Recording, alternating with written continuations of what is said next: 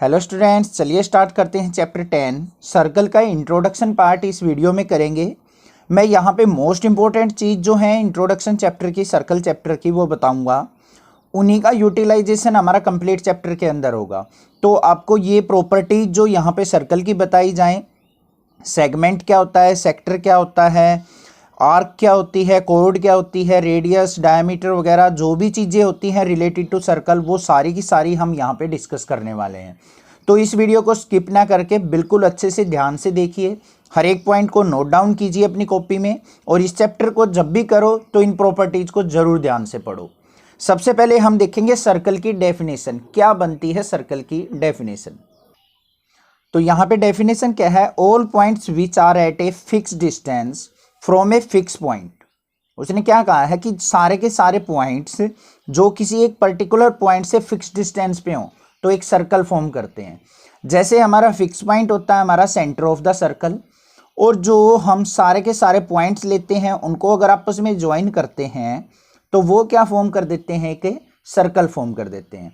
और जो ये सारे के सारे पॉइंट्स होते हैं ऑन द सर्कल वो इक्वी डिस्टेंस होते हैं। इक्वी डिस्टेंस मतलब सेंटर से इक्वल दूरी पे, तभी क्या होती है हमारी एक सर्कल की फॉर्मेशन होती है। और जो वो इक्वल डिस्टेंस होता है उसको क्या बोलते हैं हम, रेडियस ऑफ द सर्कल। अब रेडियस ऑफ सर्कल कहीं से भी ले लो इक्वल ही होता है, तो इसीलिए कहते हैं कि एक फिक्स पॉइंट से एक जो हमारे मल्टीपल पॉइंट्स होते हैं इक्वल डिस्टेंस पे, उनको अगर ज्वाइन करते हैं तो वो एक सर्कल फॉर्म कर लेते हैं। उसके बाद बात करते हैं, दो तरीके के पॉइंट्स होते हैं हमारे सर्कल के ऊपर। मैं तीन तरीके के बोल सकते हैं वैसे, अगर जनरली बात करें तो दो होते हैं। एक एक्सटीरियर पॉइंट होता है हमारा, मतलब सर्कल से बाहर। एक इंटीरियर पॉइंट होता है इनसाइड द सर्कल। ठीक है, आउटसाइड द सर्कल वाले को हम बोलते हैं एक्सटीरियर पॉइंट, और जो हमारा इनसाइड द सर्कल होता है ये होता है हमारा इंटीरियर पॉइंट। और एक पॉइंट और ले सकते हैं हम, ऑन द सर्कल, ये बोला जाता है हमारा ऑन द सर्कल। तो हमारे 3 पॉइंट्स हो सकते हैं, एक एक्सटीरियर, एक इंटीरियर और एक ऑन द सर्कल। जनरली हम 2 पॉइंट्स के बारे में पढ़ेंगे। उसके बाद बात करेंगे हम कोड क्या होती है। कोड की डेफिनेशन की बात करें तो क्या होती है, एक लाइन सेगमेंट होता है joining 2 points on the circle. जो सर्कल के ऊपर लिए गए 2 पॉइंट्स को ज्वाइन करने का काम करती है उसको कहते हैं हम कोड। अब जैसे मान लिया हमारे पास कोई भी एक सर्कल है, इसके ऊपर 2 पॉइंट ले लिए, एक पॉइंट ये ले लिया मैंने, एक पॉइंट ये ले लिया। तो इन दोनों पॉइंट्स को अगर मैं ज्वाइन करता हूं तो ये ए बी क्या हो जाएगी हमारी, ए बी इज ए कोड हो जाएगी। आई होप आपको समझ में आ गया। लॉन्गेस्ट कोड क्या होती है हमारी सर्कल की, डायमीटर। जो हमारा डायमीटर होता है उसको बोला जाता है लॉन्गेस्ट कोड of the circle, A B. तो ये क्या हो जाएगा हमारा, डायमीटर हो जाएगा, और ये क्या बोली जाएगी साथ में, लॉन्गेस्ट कोड। आई होप ये भी आपको समझ में आ गया होगा कोड क्या चीज़ होती है, किस तरीके से हम ड्रॉ करते हैं। डायमीटर क्या होता है, डेफिनेशन अगर बात करें तो लॉन्गेस्ट कोड of the circle is called diameter. ठीक है, और रेडियस की अगर बात करें तो रेडियस क्या होता है हमारा, रेडियस ऑलवेज इक्वल टू होता है हमारा डायमीटर डिवाइडेड बाय 2 के इक्वल।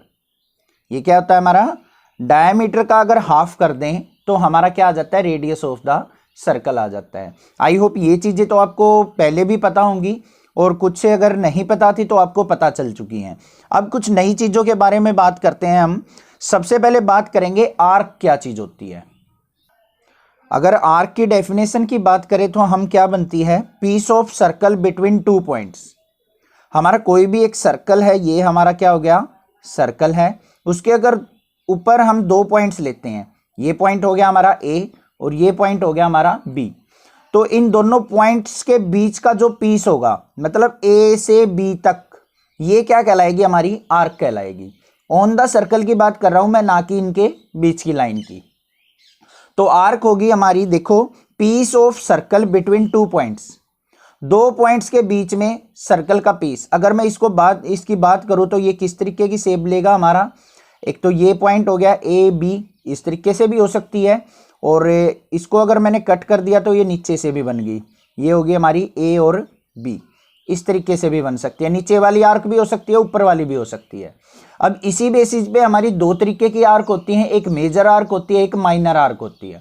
माइनर में मीन्स होता है छोटा, मेजर मीन्स होता है बड़ा। तो यहां पे ये क्या हो जाएगी हमारी माइनर आर्क बोली जा सकती है, और ये जो होगी ये क्या बोली जा सकती है हमारी मेजर आर्क।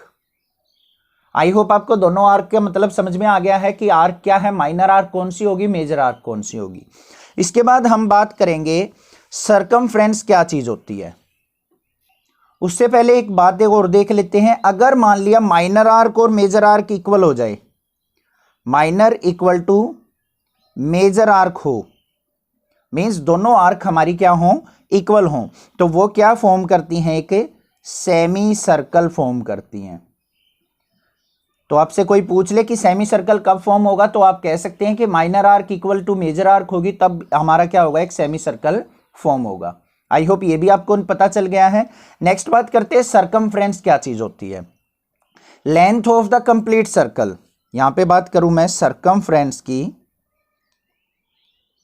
सरकमफ्रेंस, तो यहां पे लिखेंगे length of complete circle.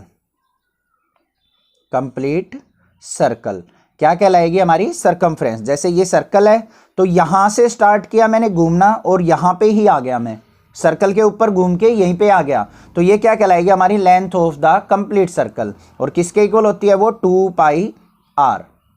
Are क्या होता है, रेडियस ऑफ दैट सर्कल, और 2 पाई क्या होता है, डिस्टेंस। यहां से लेके यहां तक घूमेंगे तो कितने डिग्री घूम गए हम, 360 डिग्री। कंप्लीट सर्कल में 360 डिग्री घूमते हैं, और 360 इज इक्वल टू किसके होता है हमारा, 2 पाई के इक्वल। ठीक है, और 360 का हाफ क्या होता है, 180 डिग्री, वो किसके इक्वल होता है, पाई के इक्वल।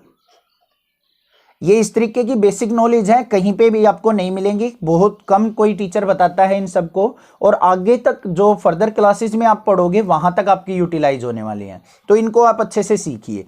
उसके बाद बात करते हैं हम सेगमेंट और सेक्टर में। बच्चे कंफ्यूज रहते हैं कि सेगमेंट क्या होता है, सेक्टर क्या होता है, यहां पे हम डीपली स्टडी करेंगे उसके बारे में। डेफिनेशन की अगर मैं बात करूं सेगमेंट की, तो क्या डेफिनेशन बनती है, region between code and either of its arc is called segment. उसने क्या कहा है कि एक रीजन होता है हमारा सेगमेंट, किसके बीच में, code and either of its arc. Either of its arc का मतलब आर्क हमारी दो तरीके की होती है, हमने अभी पढ़ा था, एक तो मेजर आर्क होती है और एक माइनर आर्क होती है। तो जो हमारी सर्कल के अंदर कोड होती है और आर्क बनती है, उनके बीच के रीजन को हम कहते हैं सेगमेंट। अब यहां पे एक एग्जांपल से समझेंगे, तो मान लिया ये हमारा क्या है, एक सर्कल, इसके ऊपर मैंने 2 पॉइंट्स ले लिए ए बी। ए बी हमारी क्या है, एक कोड है। ठीक है, कोड तो आ गई हमारी। अब हमने आर्क देखनी है, यहां पे ए से लेके बी तक क्या है, एक आर्क है। ए से लेके ये बी तक क्या है, एक आर्क है। तो हमारी दो तरीके की आर्क है, ये माइनर आर्क होगी, छोटी आर्क, ये मेजर आर्क बोली जाएगी, बड़ी आर्क। तो मेजर आर्क जो बनाएगी वो मेजर सेगमेंट फॉर्म करेगी। कौन सा सेगमेंट बनाएगी, मेजर सेगमेंट, मतलब बड़ा एरिया, बड़ा रीजन। तो इसको हम क्या बोल सकते हैं, मेजर आर्क फॉर्म करेगी तो मेजर सेगमेंट बोल देंगे इसको। और अगर मान लो माइनर आर्क की बात करेंगे तो ये क्या बोला जाएगा हमारा, माइनर सेगमेंट बोला जाएगा। मीन्स स्मॉल रीजन भी कह सकते हैं माइनर सेगमेंट को हम। आई होप आपको समझ में आ गया होगा। बड़ी आर्क अगर एरिया फॉर्म करेगी तो मेजर सेगमेंट, स्मॉल आर्क अगर एरिया फॉर्म करेगी तो माइनर सेगमेंट। कोई डाउट नहीं होगा मेजर सेगमेंट और माइनर सेगमेंट में आपको। नेक्स्ट बात करेंगे हम, सेक्टर क्या चीज होती है। तो अब सेक्टर की अगर डेफिनेशन की बात करो तो मैं ध्यान से देखते हैं क्या है, region between arc and 2 radii is called sector. अब हमारा एक सर्कल ड्रॉ कर लेते हैं, एग्जाम्पल से अच्छे से समझ में आएगा। इसका सेंटर पॉइंट मान लिया ये क्या है, O। यहां पे मुझे क्या करना है कि 2 रेडियाई की रिक्वायरमेंट है। मान लिया मैंने एक रेडियस ये बना लिया, एक रेडियस ये बना लिया, ये A पॉइंट, ये B पॉइंट। 2 रेडियस हो गए हमारे OA और OB, और साथ में मुझे चाहिए आर्क। तो आर्क क्या है मेरे पास, AB आर्क है। तो यहां पे भी मेरे 2 तरीके के सेक्टर निकल के आते हैं, मेजर सेक्टर और माइनर सेक्टर। ये हमारी AB आर्क है, AB क्या है, स्मॉल आर्क है। ऊपर से अगर मैं बात करूं तो बड़ी आर्क है, मेजर आर्क। तो माइनर आर्क क्या बनाएगी, माइनर सेक्टर। मेजर आर्क बनाएगी मेजर सेक्टर। ठीक है, तो ये जो एरिया होगा हमारा, ये बोला जाएगा हमारा माइनर सेक्टर। ये क्या हो जाएगा, माइनर सेक्टर, और ऊपर वाली बड़ी आर्क जो फॉर्म करेगी इसको बोलेंगे हम मेजर सेक्टर। आई होप आपको कोई भी कोई भी डाउट नहीं होगा। अब सेगमेंट और सेक्टर में किस तरीके से फॉर्म होती हैं। सेगमेंट हमारा किससे, कोड और आर्क से बनता है। सेक्टर हमारा रेडियस, 2 रेडियाई और आर्क से फॉर्म होता है। क्लास 10th में भी इसका बहुत ज्यादा यूज होने वाला है। सर्कल का पूरा कंप्लीट चैप्टर है, तो इस इंट्रोडक्शन को तो बिल्कुल भी स्किप ना करते हुए बहुत अच्छे से समझना है आपको, इसलिए मैं थोड़ा सा टाइम ज्यादा दे रहा हूं यहां पे। उसके बाद अगर हम बात करें, कुछ प्रॉपर्टीज आ जाती हैं हमारी सर्कल से रिलेटेड, वो देखते हैं क्या है। तो सबसे पहली प्रॉपर्टी जो आती है वो क्या है, equal code of a circle makes equal angle at the centre. उसने क्या कहा है, अगर मान लिया हमारे पास एक सर्कल है, ये सर्कल हो गया, और यहां पे अगर मैं 2 कोड ड्रॉ करता हूं, मान लिया एक कोड मैंने ड्रॉ कर दी ये ए बी, एक और कोड ड्रॉ कर दी मान लिया मैंने सी डी, और दोनों को मैंने बोल दिया इक्वल है, ए बी इक्वल टू क्या है सी डी। तो दोनों की दोनों आर्क जो हैं, ये हमारी कोड जो हैं, इक्वल एंगल फॉर्म करेंगी एट द सेंटर। तो ये सेंटर पॉइंट हो गया ओ, तो एक एंगल बन गया हमारा ये ए ओ बी, हमेशा इक्वल होगा हमारा किसके, सी ओ डी के।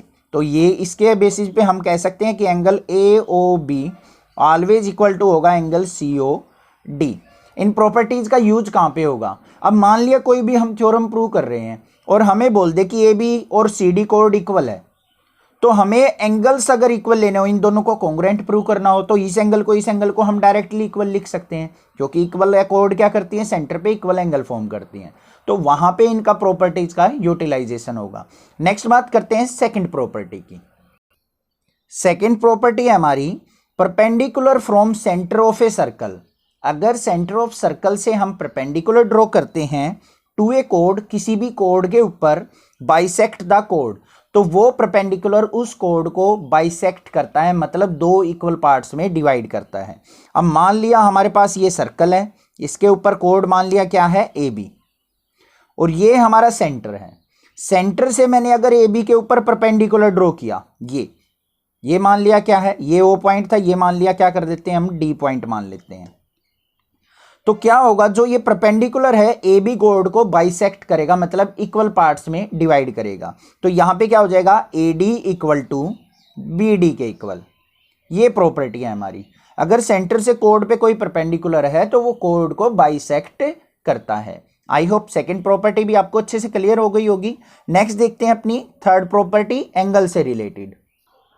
थर्ड प्रॉपर्टी क्या है, angle subtended bye arc at the centre is double the angle on the circle.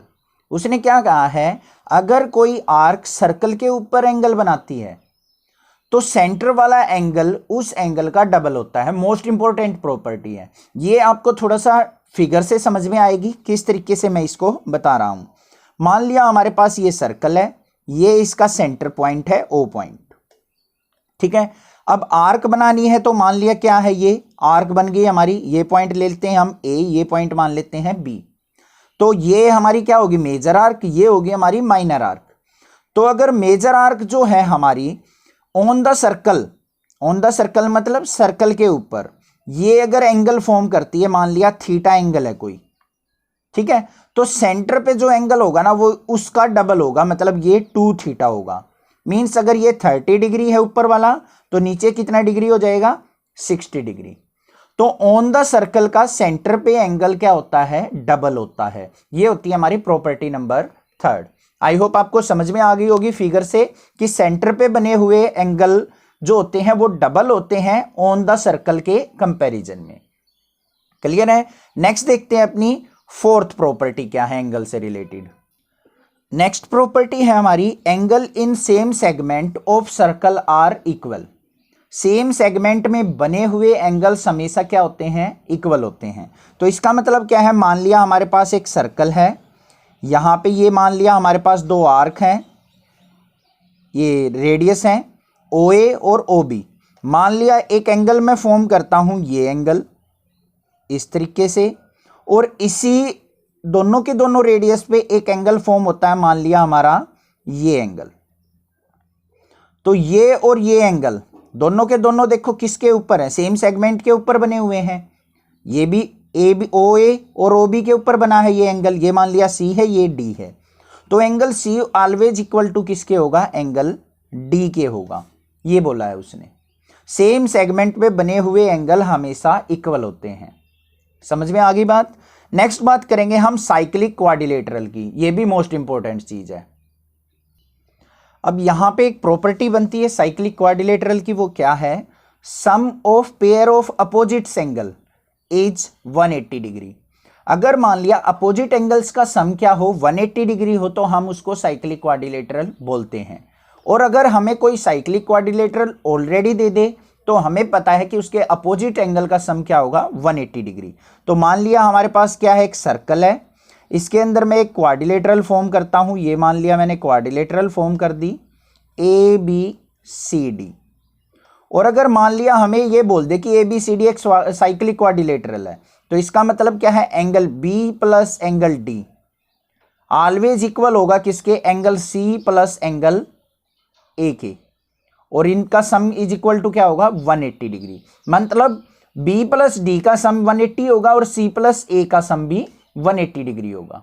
ठीक है, ये मतलब है साइक्लिक क्वाड्रिलेटरल का। अगर आपको बोल दे कि एक क्वाड्रिलेटरल साइज के सर्कल के अंदर एक क्वाड्रिलेटरल है और अपोजिट एंगल का सम 180 डिग्री है, तो ये क्वाड्रिलेटरल कैसी हुई हमारी, तो कैसी बोली जाएगी, वो एक साइक्लिक क्वाड्रिलेटरल बोली जाएगी। साइक्लिक मतलब एक कंप्लीट साइकिल के अंदर बनी हुई, मतलब एक पूरे सर्कल के अंदर बनी हुई। आई होप आपको समझ में आ गया है किस तरीके से हम यहाँ पे इन प्रॉपर्टीज को समझेंगे। अच्छे से आपको लर्न करनी है, अच्छे से समझनी है विद प्रैक्टिस, देन आप क्वेश्चंस करेंगे तो आपको किसी भी प्रकार के डाउट नहीं आएंगे क्लास 9th और क्लास 10th के अंदर। आपको अगर वीडियो अच्छी लगी हो तो इस चैनल को सब्सक्राइब कीजिए, लाइक कीजिए और कमेंट करके बताइए आपको चैनल कैसा लगता है, और क्लास 6 से लेकर 12 तक के बच्चों में इस चैनल को जरूर शेयर कीजिए। Thank you students for watching this video. Thanks.